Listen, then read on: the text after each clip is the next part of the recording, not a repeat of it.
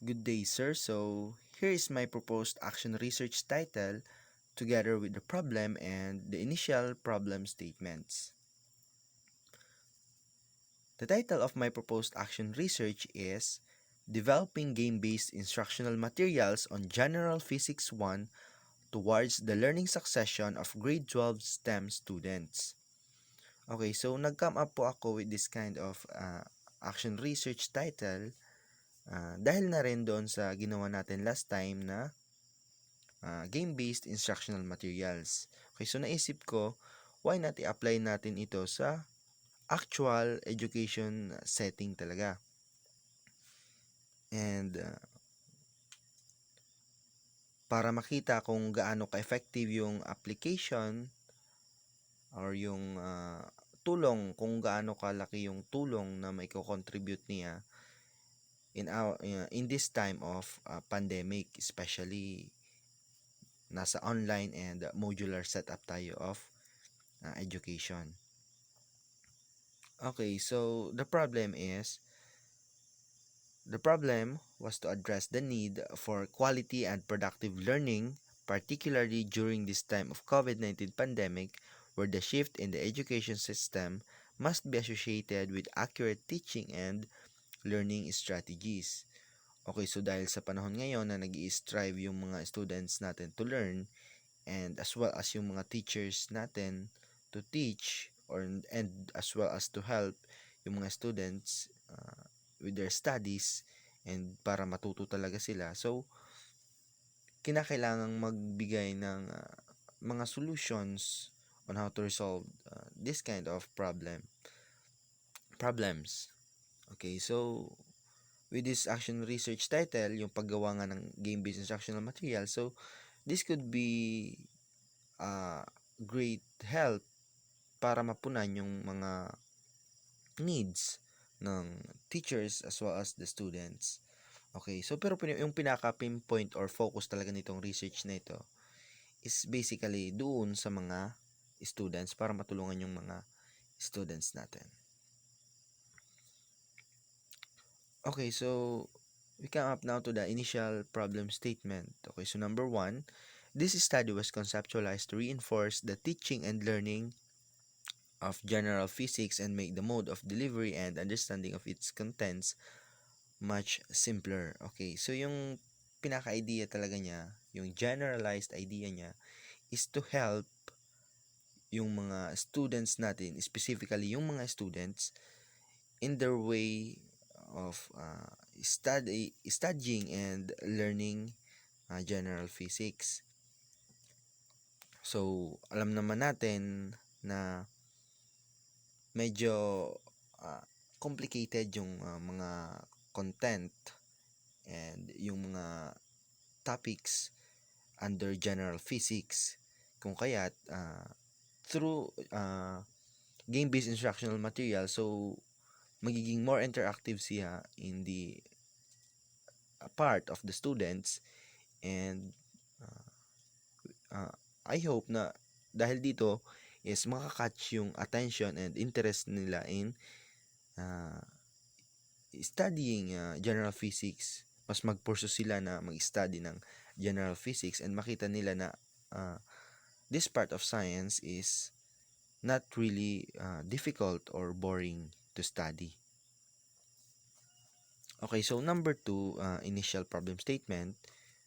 This study was designed to determine the impact of game-based instructional materials, specifically on General Physics 1 in grade 12 STEM Strand.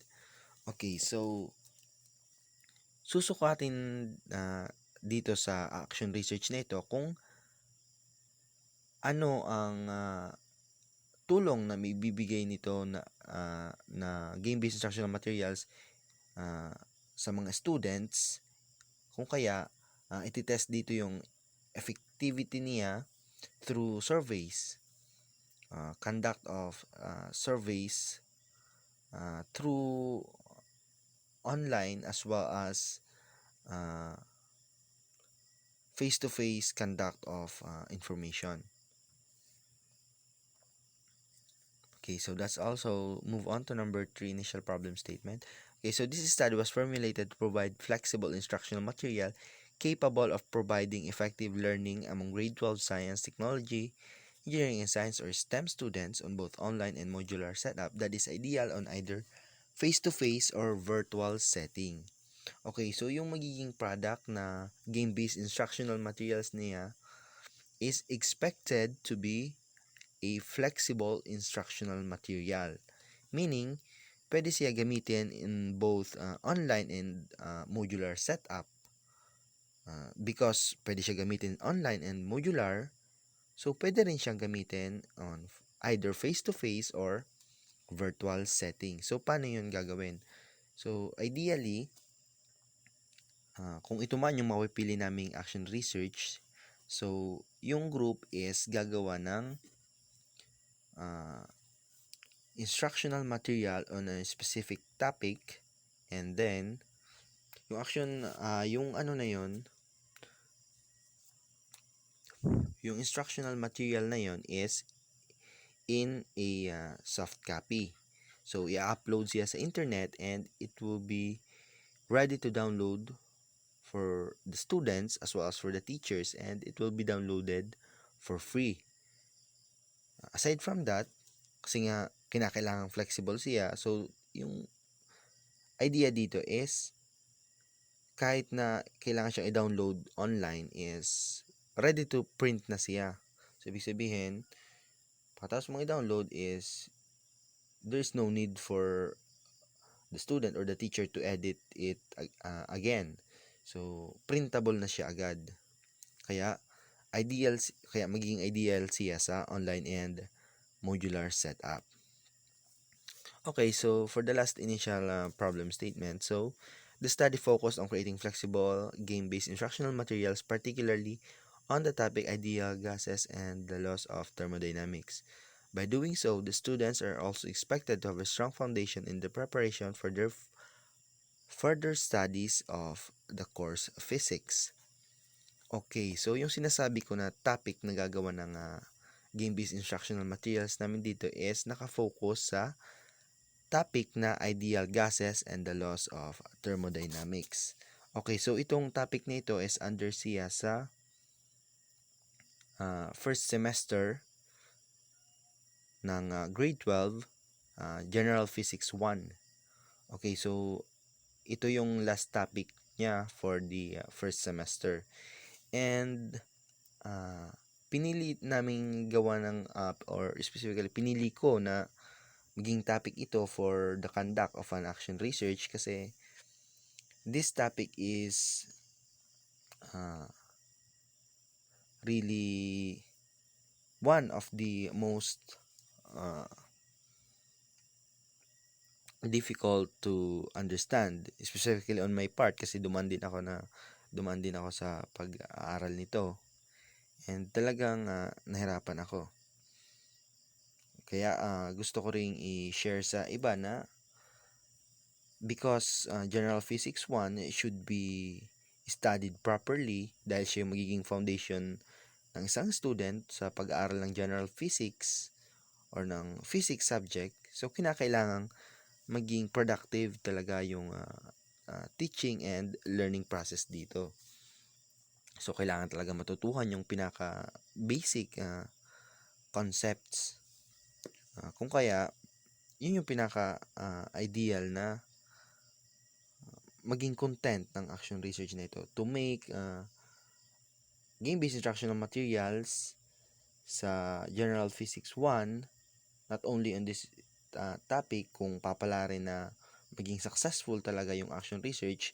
So, that means na pwedeng gawa ng game-based instructional materials all of the topics under the General Physics. So, dahil doon, mas magiging madali na yung learning process ng mga students when it comes to the General Physics.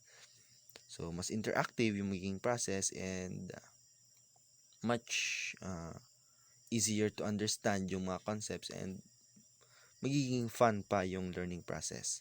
Okay, so by doing so, sinasabi dito, the students are also expected to have a strong foundation in preparation for their further studies of the course.